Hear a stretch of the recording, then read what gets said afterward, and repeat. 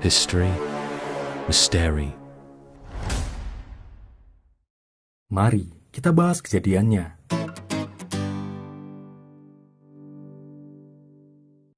Musliadi alias Adi Usman diam-diam menaruh hati pada kerabat jauhnya, Jamaliyah, seorang gadis single. Tak seorang pun tahu perasaan Adi, hingga pria itu kemudian merantau ke Malaysia dan perlahan mulai melupakan sang gadis pujaan. Waktu pun cepat berlalu.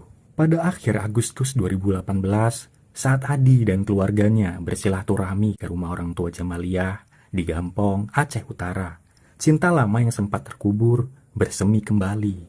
Saat itu seluruh keluarga dan kerabat yang berjumlah 15 orang bersama-sama berwisata ke Pantai Lancok. Adi berbonceng dengan Jamaliyah. Betapa bahagianya pria itu. Jarang-jarang dia bisa bertemu dan berdekatan dengan wanita idamannya itu. Meski Jamaliyah lebih tua 4 tahun darinya dan kini sudah bersuami dan punya 2 anak. Namun, tidak masalah buat Adi, yang juga sudah beristri dan memiliki anak. Di Pantai Lancok, Adi dan Jamaliyah mengobrol. Jamaliyah berkeluh kesah betapa dirinya istri tersakiti. Suaminya kerap marah-marah dan memukuli dirinya. Menurut Jamaliyah, dulu saat bertunangan dengan suaminya, sebenarnya dirinya ingin putus. Namun karena dipaksa orang tua menikah, Jamaliyah akhirnya menurut. Mendengar sang wanita pujaan disakiti sang suami, Adi panas, tapi dia diam saja. Pertemuan Adi dan Jamaliyah sangat berkesan. Obrolan mereka cocok, hingga mereka lanjutkan lewat HP. Cinta pun tumbuh di antara mereka. Beberapa hari kemudian, Adi yang berprofesi sebagai tukang bangunan kembali mendatangi rumah kerabat jauhnya, yakni orang tua Jamaliyah di Gampong. Di sana Adi ikut membantu merenovasi rumah sang kerabat bersama beberapa orang termasuk suami Jamaliyah. Kebetulan Jamaliyah pun ada di sana, duduk sambil memperhatikan pekerjaan renovasi. Nah, saat itulah ketika suami Jamaliyah lewat di dekat Jamaliyah dan Adi. Jamaliyah memberikan kode kepada Adi dengan meletakkan jarinya di leher dan memperagakan gerakan seperti menggorok. Maksudnya sudah pasti wanita itu ingin Adi membunuh suaminya. Saat itu Adi hanya mengangguk saja, namun tidak melaksanakan keinginan Jamaliyah. Hubungan Jamaliyah dan Adi terus berlanjut. Tanpa sepengetahuan siapapun, mereka pernah jalan-jalan dan makan bakso berdua. Juga pernah berhubungan intim saat Adi bekerja sebagai tukang di tempat lain. Keduanya dimabuk asmara dan ingin menikah secepatnya. Sebenarnya Adi ingin kawin lari, namun Jamaliyah menolak. Sebab suaminya masih ada, kecuali jika suaminya mati, maka hubungan mereka akan berlangsung mulus. Pada 14 September 2018, Adi menghubungi Jamaliyah lewat HP. Dia ingin pamit, pergi bekerja ke tempat lain. Namun, Jamaliyah minta pria itu datang ke rumahnya. "Aku rindu," begitu katanya. Adi pun datang ke rumah Jamaliyah di Gampong, Ujung Kulang, Matangkuli, Aceh Utara. Saat itu suami Jamaliyah sedang pergi bekerja. Namun, kedua anaknya ada di rumah. "Mama sedang keluar sebentar," kata anak laki-laki Jamaliyah saat Adi menanyakan mamahnya. Adi pun menunggu. Tak lama kemudian, Jamaliyah pulang dan segera mengajak kekasih gelapnya itu makan bersama. Usai bersantap, Jamaliyah minta anaknya pergi membeli mie ke warung. Kini dia dan Adi bebas, bermesraan, berbincang tentang hubungan mereka. Adi berkata galau, "Kalau tidak berjodoh, apa kita bisa bahagia?" Jamaliyah menjawab, "Kalau memang ada jodoh, kita jalani dulu apa adanya." Adi membalas, "Anak kita bagaimana? Nanti kita berdua akan jadi ribut." Jamaliyah menenangkan kekasihnya, "Kalau betul-betul kita berdua, kan tidak ada anak tiri anak kandung, nafkah tetap kita sediakan." Setelah puas berbincang dengan kekasihnya, Adi pun pulang. Di tengah jalan dia lihat suami Jamaliyah sedang berjualan. Adi lantas menghubungi HP Jamaliyah. "Aku lihat suamimu berjualan." Kejengkelan Jamaliyah tersulut. "Kapan kau buktikan membunuh dia?" "Tidak sanggup saya dengar perkataan itu saja," Adi membalas. "Malam ini saja." "Terserah," jawab Jamaliyah. Setiba di rumah, Adi tidur. Menjelang malam, dia bangun dan mandi, dan bersiap-siap melakukan perintah sang wanita pujaan. Malam semakin larut. Pria itu menyiapkan sebilah parang yang dibungkus plastik dan menyelipkannya dalam celana. Lalu minta bantuan seorang teman mengantarkannya ke rumah Jamaliyah. Waktu sudah menunjukkan pukul 11 malam. Adi tiba di simpang masuk rumah Jamalia. Dia bersembunyi di balik semak-semak, mengintai hingga 30 menit. Pria itu lalu melangkah ke belakang rumah kekasihnya dan bersembunyi di balik rumpun pisang. Tiba-tiba ada SMS masuk dari Jamalia.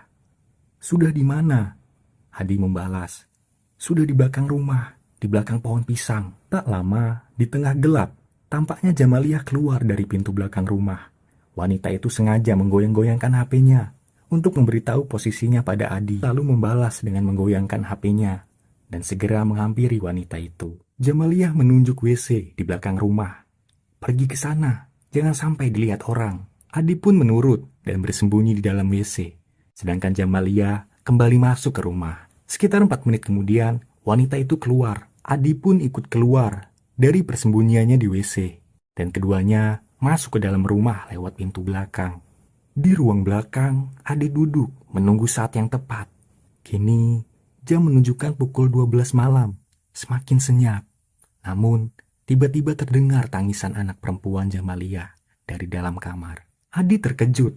Dia bergegas keluar rumah dan mengintip dari jendela samping. Di ruang tamu dia lihat suami Jamalia yang tadinya tidur, kemudian terbangun mendengar suara tangisan anaknya.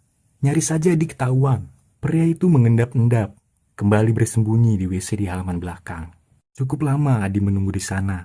Hingga akhirnya, setelah 2 jaman menunggu, Adi menerima SMS dari Jamalia. "Semua sudah tidur, pintu sudah terkunci." Adi pun membalas SMS itu. "Ya bukalah." Tak lama kemudian, pria itu mendengar suara pintu belakang terbuka. Adi segera masuk ke dapur, siap tempur dengan parang di tangan. Kepada Jamalia, dia berkata, "Coba cek dulu apa suamimu sudah tidur." Jamalia lalu masuk ke kamar dan menggoyang-goyangkan kaki suaminya. "Dia sudah tidur," lapor Jamalia pada Adi. Tapi Adi tidak yakin dan kembali mengatakan, "Coba goyang sekali lagi." Jamalia pun menurut dan kembali masuk ke kamar dan menggoyang-goyangkan kaki suaminya. Setelah yakin sang suami tertidur pulas, Adi pun masuk ke kamar tidur dengan parang di tangan. Dia bacok lalu tusuk pria itu dan gorok hingga 6 kali. Tak ada suara, tak ada perlawanan. Pria itu tewas bersimbah darah. Adi keluar kamar dan melihat Jamalia duduk di kursi meja makan sambil menunduk dan memegangi kepalanya. "Bikin seolah-olah ini perampokan," kata Adi pada Jamila. Jamalia setuju. "Kita buka jendela dan rebahkan sepeda motor. Maksudnya untuk merancang TKP, agar seolah-olah si perampok saat kabur lewat jendela menyenggol sepeda motor hingga jatuh." Ketika keduanya menyusun TKP dengan membuka jendela dan merebahkan sepeda motor, Adi melihat Jamalia gemetar. "Kau yakin segala yang sudah kita lakukan ini?" tanyanya pada wanita itu. Jamalia mengangguk. "Pukul aku dari belakang, biar aku pingsan, supaya orang-orang pikir benar aku dirampok." Adi menolak. "Jangan, apa tidak ada cara lain? Minta tolong sajalah." Jamalia mulai panik. Bagaimana cara minta tolong? Adi menenangkan. "Minta tolonglah, seperti biasa, seperti yang pernah kau dengar." Setelah semuanya beres, Adi pun bergegas pergi, meninggalkan rumah lewat pintu belakang, dan hilang di kegelapan malam. Jamalia beraksi. Dini hari yang gelap dan senyap, tiba-tiba dikejutkan jerit histeris seseorang wanita. Warga terbangun. Mereka bergegas mendatangi arah suara rumah keluarga Jazuli, penjual es campur dan cendol. Istri Jazuli menjerit-jerit histeris. Demikian pula anak-anaknya. "Perampok, ada perampok, suamiku dibunuh." Warga masuk ke kamar, dan di atas tempat tidur, mereka melihat Jazuli tewas bersimbah darah. Polisi segera dihubungi dan tiba di TKP. Apa yang sebenarnya terjadi? Di sela isak tangisnya, sang istri menjelaskan pada polisi, "Saya tidur di kamar anak untuk menidurkan kedua anak saya, dan suami saya tidur di kamar utama. Tiba-tiba pukul 2:30 pagi, saya terbangun mendengar suara motor jatuh yang ada di samping kamar.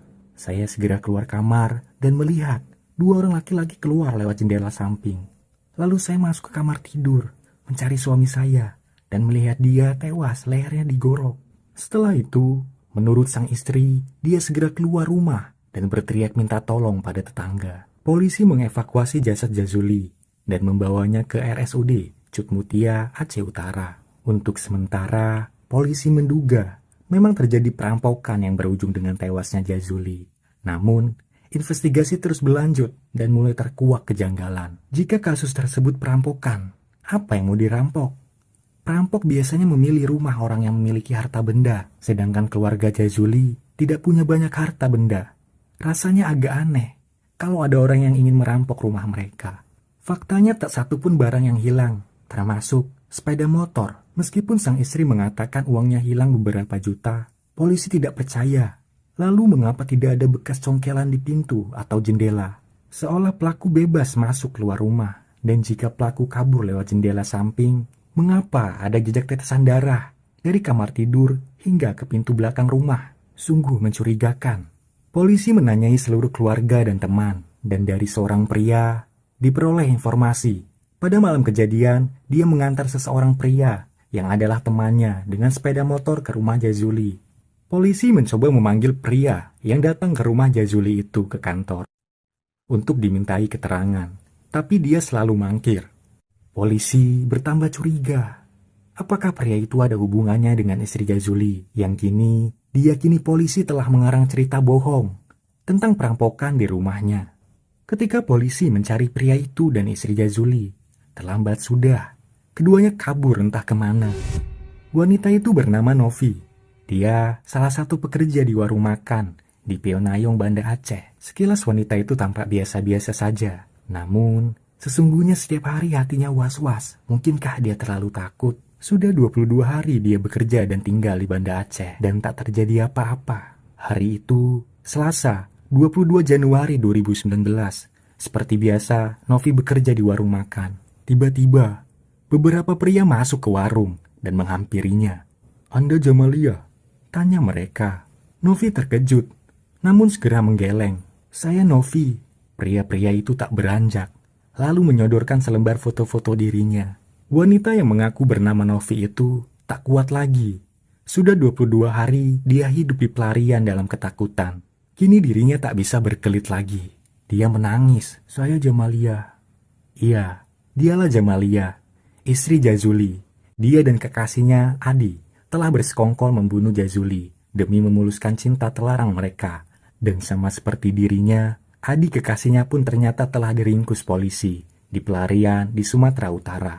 Pengakuan Adi dan SMS percakapan mereka menjadi bukti aksi kejahatan mereka. Kini, pengadilan telah menanti. Persidangan kasus pembunuhan Jazuli digelar di Pengadilan Negeri Lok Sokun, Aceh Utara, pada Juli 2019. Dan pada akhir Agustus 2019, majelis hakim menjatuhkan vonis penjara seumur hidup bagi Musliadi alias Adi. Adi kemudian mengajukan banding dan kasasi, namun ditolak. Kepada media, pria itu mengatakan dia sudah lama jatuh cinta pada Jamalia sejak pandangan pertama.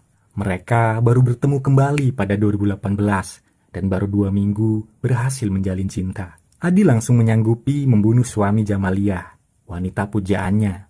Lalu bagaimana dengan Jamalia? Apakah dia sungguh mencintai Adi? Atau hanya memperalat pria itu untuk membunuh suaminya? Yang pasti wanita itu akan menghabiskan waktunya selama 20 tahun di balik jeruji besi. Jauh sudah dari kedua anaknya, yang kini berada dalam pengasuhan ibu dan mertuanya. Jamalia kehilangan banyak hal. Kehilangan suami, kehilangan kekasih gelap yang ingin dinikahinya.